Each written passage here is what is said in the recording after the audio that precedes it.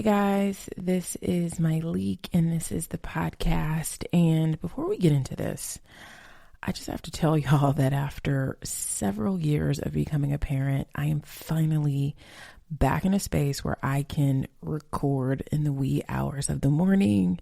I am an early bird. That is my sleep chronology. I thrive at 4 and 5 a.m. And so I feel like we are back with our coffee and back together like we used to be. And so today we are going to dive into a hot topic, the feeling of, and let's just call it what it is, lacking support.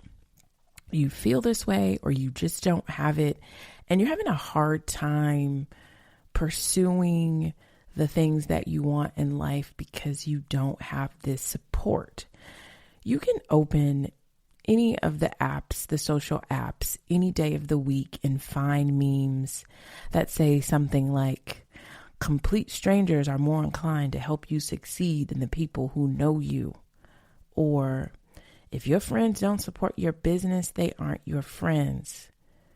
And lastly, and there are several, some people will never support you because they're afraid of what you might become. You've probably seen these and you maybe even have shared them.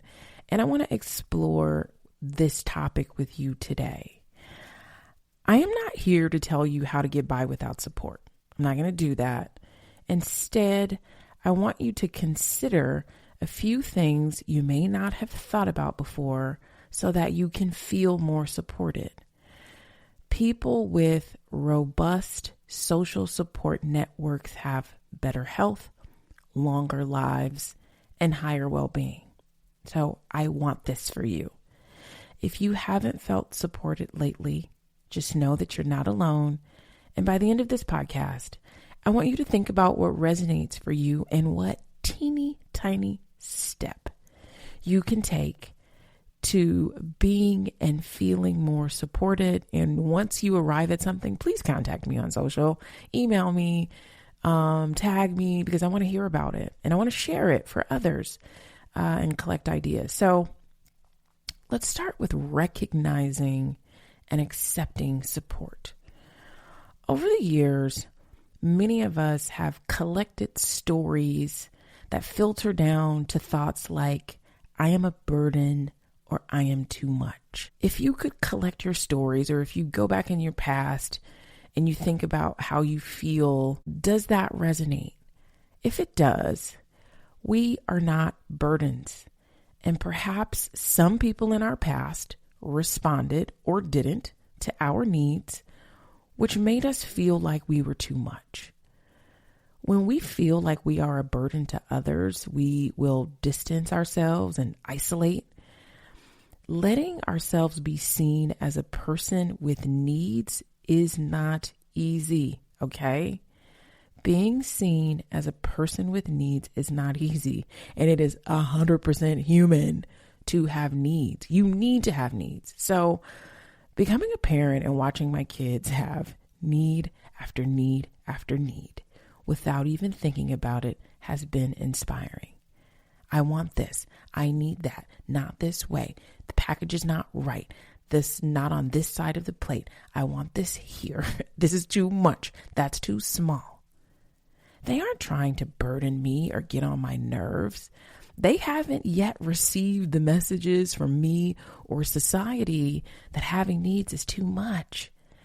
And there is so much of me that attempts to go back to practice being how they are. So some exercises to start getting cozy with accepting support might be saying thank you to a compliment without explanation. I want you to try that.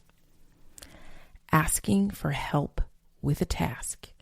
And I'll share some of my personal favorites. So one of my favorites, my favorite ask for help is this one, second set of eyes. I say that when I need help looking for something, or I want someone to take a look at maybe something I'm working on and give me their opinion. Maybe I'm painting it. Maybe I'm putting it together, something. Maybe it feels right, but I just want you to confirm that I got it right, or something's off and I need your help. Second set of eyes. I may ask, can you finish this for me? Do you have a few minutes to talk? I could really benefit from your insights on this. Would you be able to share your thoughts? Let your guard down some. Relationships require balance. When you can't accept help, you might find yourself doing everything for everyone and feeling like no one is doing anything for you because you didn't ask. I shouldn't have to. Yeah, you're going to have to ask. I saw this recently in my stories where someone felt like they were doing everything for their friends in hopes that these people would throw them a birthday party, instead of just asking for their friends' availability and planning a party and having these people come celebrate. Ask. I know you can do it.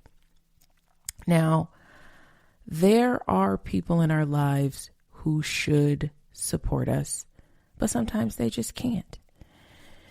If your family is dysfunctional and the adults tend to be so preoccupied with their own problems and pain that they don't give the children what they need and crave, consistency, safety, and unconditional love, that's an issue. And as a result, when you come from families like this, the children feel highly stressed, anxious, and unlovable. And this doesn't magically go away in adulthood. Or maybe you came from a healthy family, but some members simply do not have the capacity to support you in the way that you need. I remember calling my mom after a long day of work. I was initially excited to be a traveling professional, but after this one particular day, I still remember it, you guys. I had a 6 a.m. flight to Vegas out of LAX, and any of you that travel, you already know, I don't care what they try to do at that airport. It is not a thing. So I have a 6 a.m. flight to Vegas, and I get to Vegas and I'm waiting for the client to arrive. This is a celebrity, and I had no hotel room. I mean, I'm just like sitting out at a lobby cafe. I didn't even know to ask for like a hotel room to rest or anything. I was young. You don't know what you don't know. And I was working an award show all day long on my feet. And then I got on an 8 p.m. flight. And this is how people take advantage of young people. Don't get them a room. They can work. They can do it. And so, I'm having to get back to the airport for 6 p.m. It's now been more than 12 hours because you know what time I got up for a 6 a.m. flight. I get on an 8 p.m. flight. I wasn't in the car to get back home until 10 p.m. navigating all of this stuff. I was exhausted. I was sad. I was frustrated. I felt taken advantage of. And I called my mom in tears. I was sobbing. I just wanted someone to be with me in my feelings of what the... My mom sat across on the other line and said nothing. My tears made her so uncomfortable that she froze. I remember hanging up, feeling even worse, like, oh my God, should I not feel like this? I felt lonely. I have no one to help me. And looking back, I realized she may have wished she could have supported me, but she couldn't. She didn't allow herself to feel her feelings. So my trying to get her to watch me feel mine was too much. As the kids say, she didn't have the range. Today, I understand that I could have called someone else. People have varying levels of emotional capacity. People have varying levels of capacity for support. Everyone has limits. Their ability to excel in one area or several areas doesn't mean that they know how to give you what you want or need. And I say that because I have heard and I have said, I want you to know that I am inside of this as much as I'm on the outside of this. I have said, well, if they can do this, they can do that. Not always. People don't always fully understand what we have going on to even support us. Someone can see you carrying 20 bags of groceries and wave and walk right by you if they don't think you need help. They should know. They may not have ever gotten the help themselves. No one in their life may have helped them. And so when they walk past you and wave, they may be assuming that you have lived a life like they have and that you got it. So what are some things that we might be able to do about this? I want you to be realistic, which is a word I don't use a lot because I really do like for people to be unrealistic with their dreams, wishes, desires. But I want us to be realistic about people's capacity and what they're able to do. Stay away from should statements. Swap should with wish and see how that feels. She should have offered help. I wish she'd offer help. Be mindful of your all or nothing thinking. I was the worst with this. worst. My leak had very black and white thinking.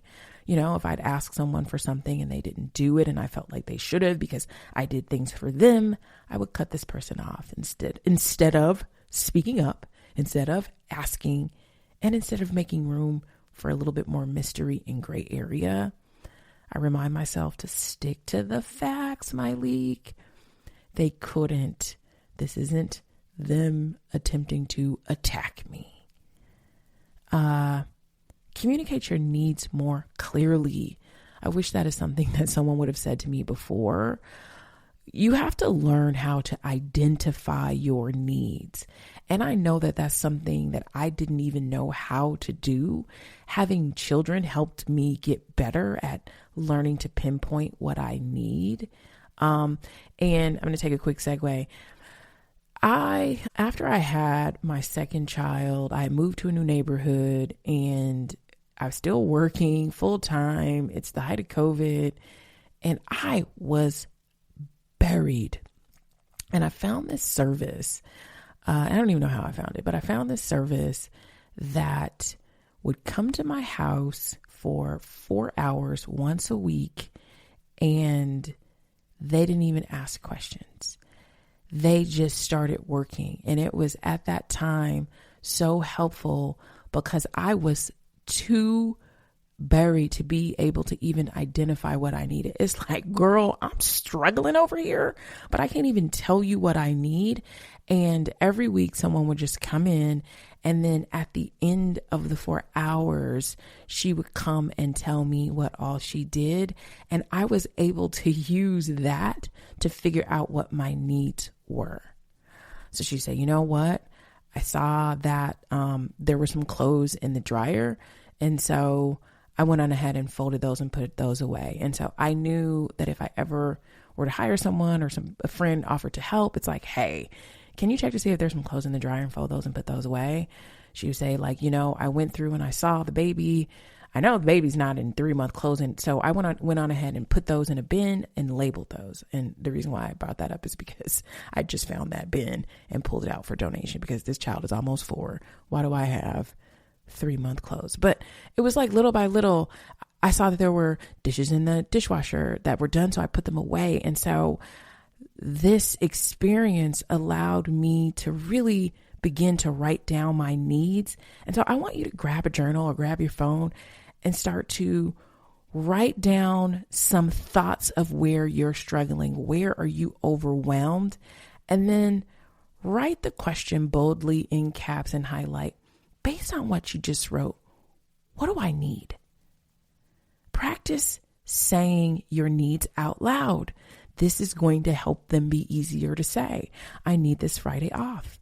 I need to come in late on Monday. I need some time before I can call you back. I need a minute. Give me a second. Who's talking to their kids right now? Give me a second. I need my coffee first. So something else I want you to do is think about the timing. Think about the timing and work on stating your needs outside of tense moments or when you're upset or angry.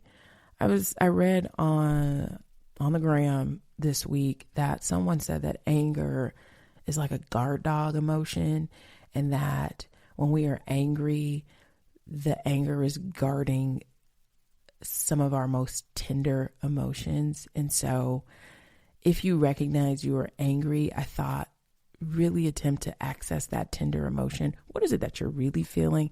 And maybe bring that up in communication,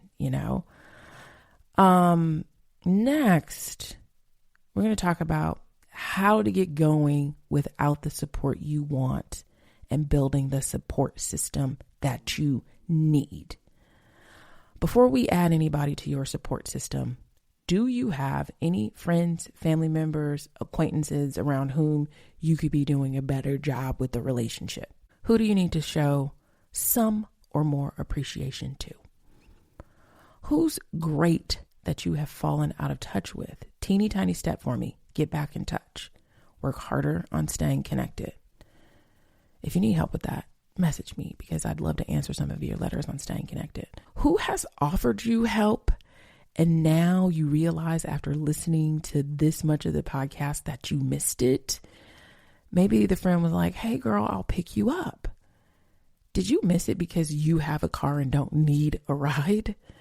This person is offering support. And sometimes we can't see that because we've got those collection of stories of being a burden. And so we always want to be able to show our friends and acquaintances that we aren't burdened. So anytime they offer to do anything for us, we're like, nah, I'm good. Let people pull up how they pull up, even if it's not how you pull up, So where is somewhere that you may have realized, so-and-so is really trying to help me and I'm blocking it. Where do you need to communicate better? And with whom? Whose limits do you need to respect? You wish this person was able to help you, but you recognize they have limits. Respect the limits. Which relationships aren't working for you and just need to be removed from the support list altogether? Let's let those go in kindness. And if you want to do something, I want you to create a support map. Write down all the people who have offered you help, encouragement, and kindness. Let's get a map going. Now, I want to work on your new shiny support system. Where can you start planting seeds for new relationships? Teeny tiny step. We're going to plant a seed. You can do this by going out, chatting with someone on social media, attending community events, talking to your neighbors. Teeny tiny step. Where can you plant a seed this week? I want you to think about group support. I love group support. I love online group support because it's usually free. There are endless Facebook groups for just about anything. They're accessible and they will swiftly link you to someone who has solved your problem before or the actual person who can. Now, I want to talk about paying for support because I know this gets tricky because we have these ideas of I shouldn't have to, but in this newfound space of respecting the limits, accepting the deck, accepting our hand, consider paying for support. Don't be afraid to pay for someone to have your back. Paying for expertise doesn't mean that they don't genuinely care. And I say this because it was early in my journey with my therapist where she told me that she cared about something or cared about me or asked or something and I was just like, you're getting paid to care. And I can look back on that and I don't really remember how it went, but I remember how I felt like, yeah, this person has known me and I'm paying for their time and expertise and skills and ability to help accelerate me to the life that I want. This person can care.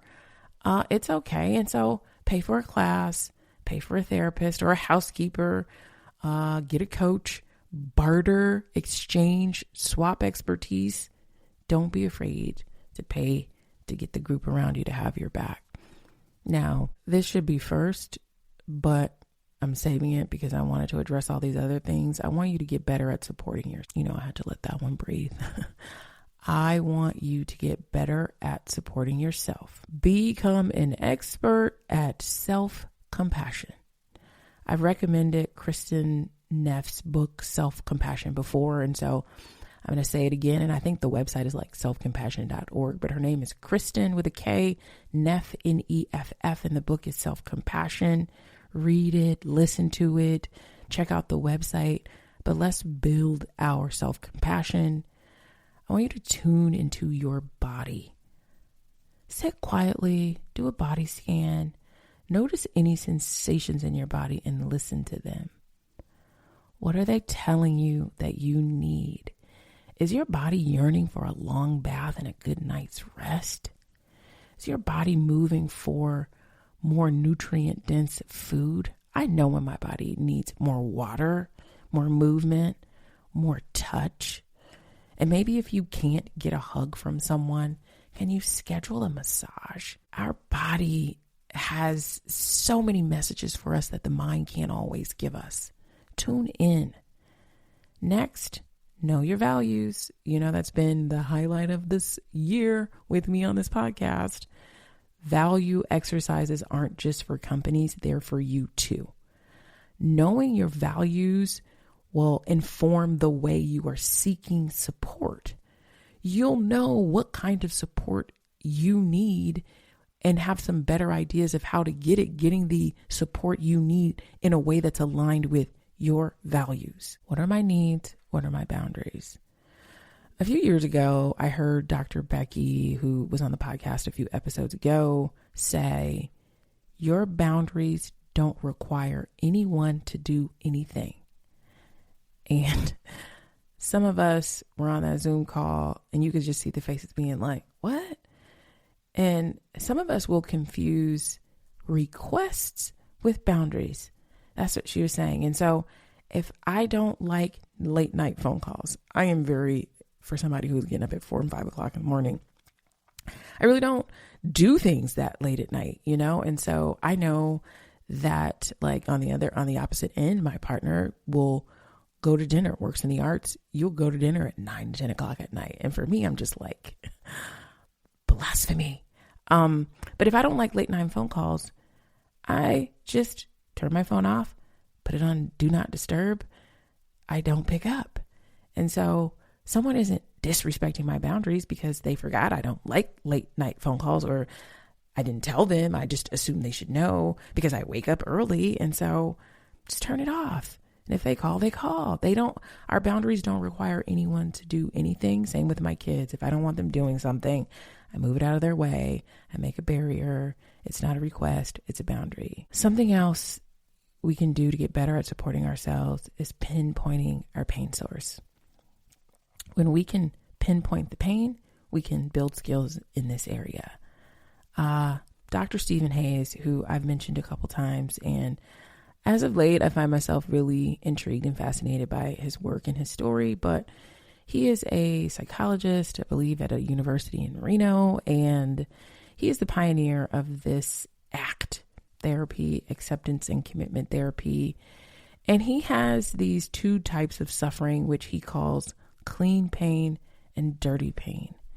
I'm going to explain this as we talk about pinpointing pain. So he says that clean pain is what you experience when something is intrinsically hurtful or stressful.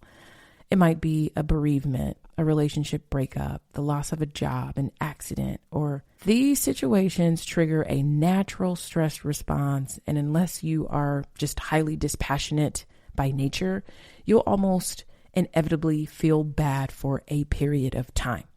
That's clean pain. It's concrete and objective cause and effect, and the pain has a limited duration. You will experience hurt, a process of natural grief, but then the hurt naturally subsides. Dirty pain, he says, stems not from an objective situation or event, but from your subjective thoughts about a situation or event, real or imagined.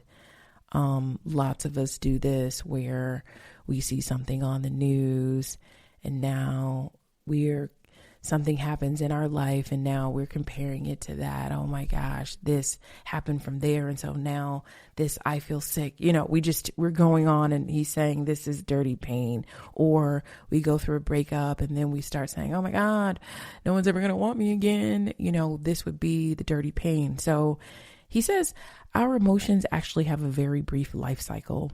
I don't know if he said that, but this is another neurologist who said this. Our emotions have a very brief life cycle, 90 seconds to be precise. There was this interview with a neurologist, I think it's Jill Bolt Taylor, who had a stroke and found herself in a blissful state of enlightenment. She wrote a book, My Stroke of Insight. But she explains, when a person has a reaction to something in their environment, there's a 90-second chemical process that happens in the body. After that, any remaining emotional response is just the person choosing to stay in that emotional loop. Something happens in the external world and chemicals are flushed through your body, which puts you on full alert. For those chemicals to totally flush out of the body, it takes less than 90 seconds. This means that for the 90 seconds, you can watch the process happening, you can feel it happening, and then you can watch it go away. After that, if you continue to feel anger, fear, and so on, you want to look at the thoughts that you're thinking that are re-stimulating the circuitry that is resulting in you having this physiological response over and over again. So in layman's terms, and I thought about this as I was experiencing sort of the deep sadness that came from my mom dying. And once I just welcomed it, accepted it, and let it pass through me, 90 seconds is about right. I experienced it just this week. I had a doctor's appointment and my mom drove into the parking lot, the parking deck of the appointment that I go was in the hospital. And when I was having my kids, because of my age, I went to the doctor a ton, and every time I'd call my mom, and my mom always cared about what the doctor said. And so I pull into the parking lot and I'm like, oh my God, I cannot call my mom. I feel the heat. I feel that heat from my stomach up through my throat. Here it comes to my eyes. Tears. Whoosh. 90 seconds. I didn't let it mean anything. Didn't take it to another place. Like wondering if I'll ever not feel sad or anything like this again.